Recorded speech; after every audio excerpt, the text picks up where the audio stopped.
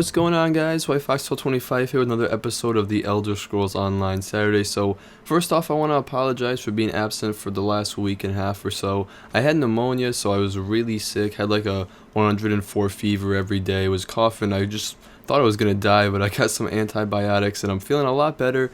So video's gonna be coming back at a normal rate, and we should have another video coming this weekend too, so look out for that. But yeah, video's gonna be back to normal, guys. Again, sorry, but I was really sick, so I had to take some time off, but ready to hop back in it and get ready with this episode. So we got a lot of cool stuff to talk about. First off, ESO is giving away $1 million, which is crazy, so we're going to be talking about that giveaway. Then we're going to be moving into Crown Store items for December, and then going into some news that we got from the ESO live episode, talking about some changes to siege weapons and PvP, then moving into some just news that we got in the last couple of weeks. So a lot of cool stuff to talk about, so let's just get right into it and talk about this really awesome giveaway that ZeniMax is doing. So, you know, they've been doing the million reasons to play thing, so I guess they decided to do $1 million giveaway, which is awesome. You know, kind of blows all my giveaways out of the water, but really what you're gonna get is $50,000 US dollars for 20 years without interest. So that's still a lot, but you're not just gonna get the 1 million handed to you, which is actually probably a good thing because you probably just wasted on a car or something. But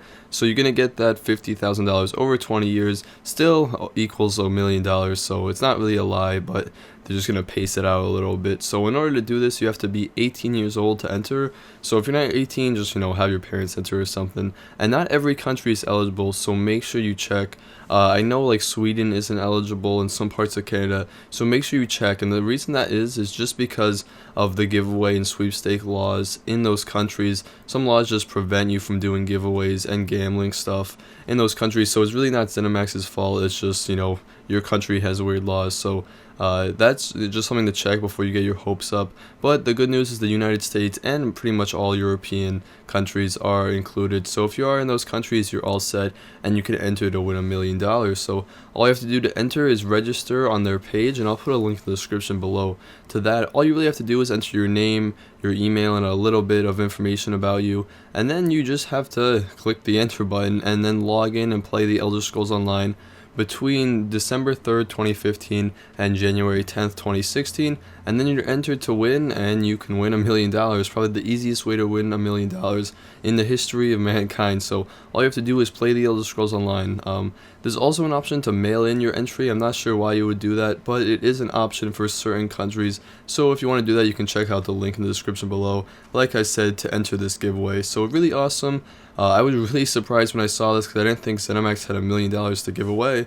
But I guess it's just a marketing scheme, you know, guys. They're not just giving away $1 million. Their goal was probably to sell more than $1 million worth of ESO games with the giveaway, so I'm sure they're not just wasting $1 million. It's just like a marketing scheme, just like any other advertising campaign. But we all get the chance to win $1 million, which is really cool. And then second prize is gonna win 3 million crowns for the Crown Store, which is absolutely crazy. I think if you win that many crowns, you're pretty much set for life, and you can buy every single thing that comes out in the Crown Store.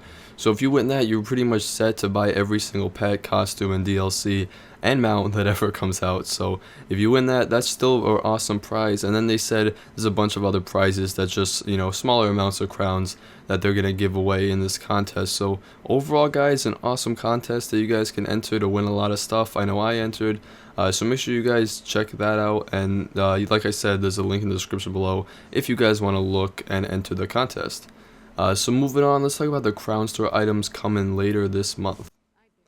So first off, available in the Crown Store right now are Vampire Bites and Werewolf Bites. So some people are kind of upset about that, but all you have to do is pay 1,500 crowns and you're going to be able to become a vampire and werewolf without having to do the quest either. So some people are kind of upset about it just because, I don't know, a lot of people get upset about Crown Store stuff. Personally, I don't really mind because werewolf bites and vampire bites are pretty easy to get now because they're not really that rare. Lots of people are werewolves and lots of people are vampires. It's not like when the game first launched. And honestly, it kind of gives you the chance to not have to type in chat and spam chat and try to find someone to bite you. It just makes things a lot easier, especially for new players who, don't have bites and stuff. So instead of playing 3,000 gold or whatever, you just have to pay 1,500 crowns. Not really that big of a deal in my opinion, but it is cool if you're a new player, because now you don't have to, go through that level 40 quest, which is almost impossible to finish. And, now you can just, go to the crown store and become one right when you get in game, which I think is kind of nice. So we have a lot of other crown store stuff coming. So first, let's go into the costumes. We have some Breton costumes, so I'm going to put some pictures on the screen so you guys can check these things out, and I'm going to go a little bit slower this time so you guys can have, a chance to look at the pictures. So first off, we have the corseted riding outfit. So it's kind of an everyday Breton costume, and these are all females, these Breton costumes, and that's going to be coming out December 17th. We have the off-the-shoulder evening dress, which is a little bit more elegant, a little bit more, dressy, and that's also coming out December 17th. We have the high-collared coin ball gown, and that's really fancy, and that's going to be coming out December 23rd. Now moving on to the orc costumes that we have coming, these are all males. So we have the Eternity Tunic with pants. I really like this one, definitely going to pick it up when it's available, and it's going to be coming out December 17th. Then we have the Summit Lord Silken Robes. That's also coming out December 17th. Then we have the Brilliance Brocade Robes, and that's probably the fanciest of the two, or of the three, sorry. And that one's coming out December 23rd. So moving on, let's get into the mounts, guys. So we have the Snow Bear, which is just a white version of the Brown Bear. But, I'm a huge bear mount fan. So pretty excited for that one. It's, like I said, just kind of a Snow Bear version of the bear mounts we have. But that one's coming December 10th until December 14th. So a bit of a smaller window for you to pick that one up. So if you do want it, make sure you go grab it when it's available, because it'll only be open for 4 days. Then we have the Black Cinch Panther, looks kind of stealthy. That one's going to be available December 23rd until January 4th. So again, a window, but kind of, a larger one than the last one. But the mounts are never available for too long. So if you want to, make sure you get in game and grab one. And then we have the Cinch Leopard, which has a really cool pattern on it. And that one's available December 23rd until January 4th as well. Now let's move on into the pets. So we have the Snow Bear Cub, which is just, again, a white version of the bear cub we already have, but still pretty cute, and this one's available December 10th until December 14th again, so just that 4-day window. And then last up, I think this one's the coolest pet we've seen in a while. We have the Baby Nedge. So this one's out December 23rd, and I'm definitely going to pick one of those up. And also, if you want to see that in a plush version, you can pick it up on the Bethesda store. They have some cool plush animals, so the Nedge is one of them. So you guys, if you do want that, you can go check it out. So moving on, let's talk about the PvP changes that are coming to Cyrodiil. Most of them have to do with siege weapons, but a couple of them are, just PvP based. So the first one, which I'm sure everyone's excited about, is arena discussion happened in ESO Live on December 4th, which was today or yesterday, depending on when this gets uploaded. But on ESO Live, they just talked a little bit about the arena. They said it is coming to the game, and they're just starting to talk about it in, development circles and how it's going to work. And they said the earliest we're going to see it is Q3 2016, so that third, quarterly update, it would probably be coming maybe even later. So they said they're just working out all the details and how it's going to work. Obviously, you have to be careful because you don't want everyone in the arena and no one in Cyrodiil, so we'll probably have a queue or something like that.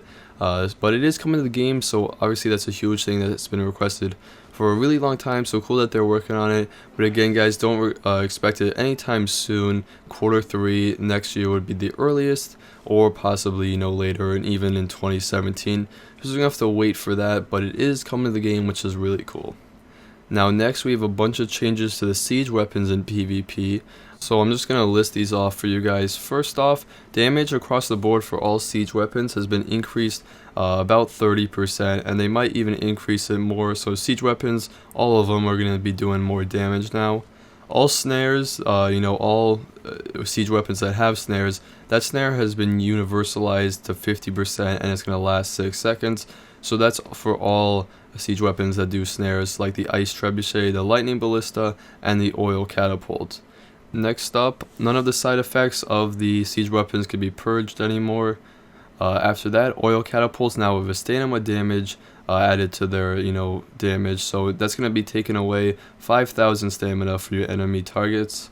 The Lightning Ballista has something similar, but it's going to be doing magicka damage, so that's going to be taking away about 5,000 magicka from your targets. After that, ballistas are going to be able to turn faster, and they're also going to be more accurate for where you're aiming them. Scatter Shot now adds 20% damage taken from other siege weapons instead of just 10%. Now that's everything for siege weapons, but we have some other cool stuff, changes to PvP. So first up, wall repair kits now repair double what they used to. They're reintroducing forward camps, which I'm really excited about, but this time they're going to have a smaller radius, and also there's going to be a global cooldown, so a cooldown for how many can be used for the whole, Citadel you're playing in. So one player can't put one down and then another player on your alliance can't put one down. There's going to be a sort of cooldown, so you can't just like spam and keep putting forward camps up. They're removing the alliance campaign restrictions, so now your alts can play for different alliances in the same campaign.